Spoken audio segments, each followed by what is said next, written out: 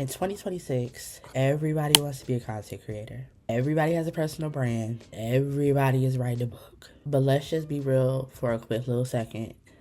Are you telling a story?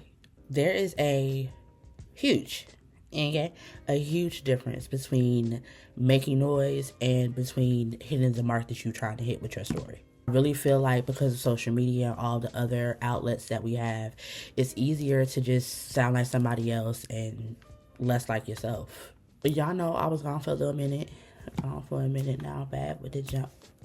I was gone for a little minute, but I didn't come back to tell the same story. I didn't come back to add to the internet noise. I came back to reclaim the craft. Okay. Welcome to the first episode of my new series, The Art of Tellin It Right.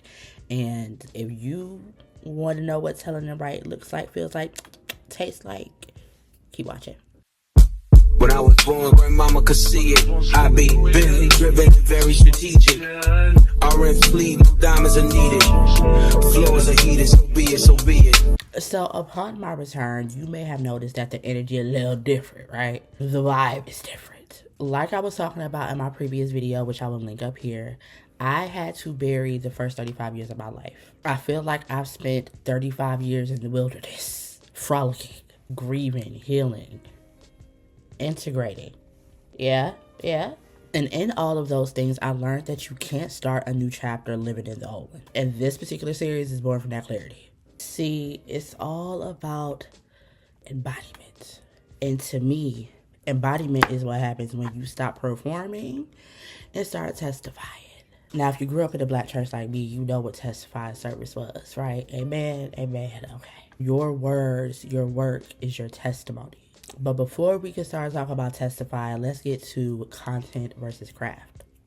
So why this series? Like, why now? What gives me an authority? Because to me, as a hoodoo, as a writer, storytelling is my craft. It's my conjure. Storytelling is a very spiritual act. And from somebody who came from the South, for someone who is a hoodoo, storytelling is how we literally bridge the physical and the spiritual. I look at it as kind of like a Sankofa moment, reaching back to get what we need to build a future. And not just build a future the old ways, not to say that they aren't valid, but it's more of a torch passing type of situation. In this series, we're going to talk about the difference between writing words and building worlds, but all in your own authentic voice. We're going to really dig deep into why your voice, your specific voice, is important, and why the grit of your natural experience is honestly one of the only ways that we're going to be able to cut through this digital noise in 2026. Because my God, on today, if your authentic voice is patched together by somebody's Explorer page, it's not yours. So what is the reality of an author in 2026? As an author of 2026, I think it is very important to realize that we are, as writers, as storytellers, inviting people into an ecosystem. For example, I write because I have to. I write because it's how I archive my own personal evolution. And I'm starting this series because I want to see more of that. I want y'all to find the courage to tell it right, to tell it with authority, to tell it with alignment, and without apology. I really feel like for writers that 2026 is the year of embodiment. To be consistent with whatever your calling is. Not with what everybody else is doing, not how everybody else sounds. How do you sound? And if you're ready to start integrating and stop hiding, because we're going to call it a thing, you come to the right place. We're going deep into character spirit, world building, and the psychological grit that it takes to be a storyteller today.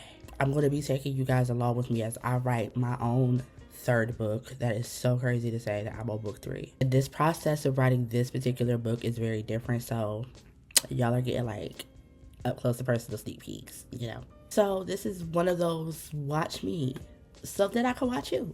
I want to know in the comments because y'all know I love a good conversation. Ain't that right, Mickey?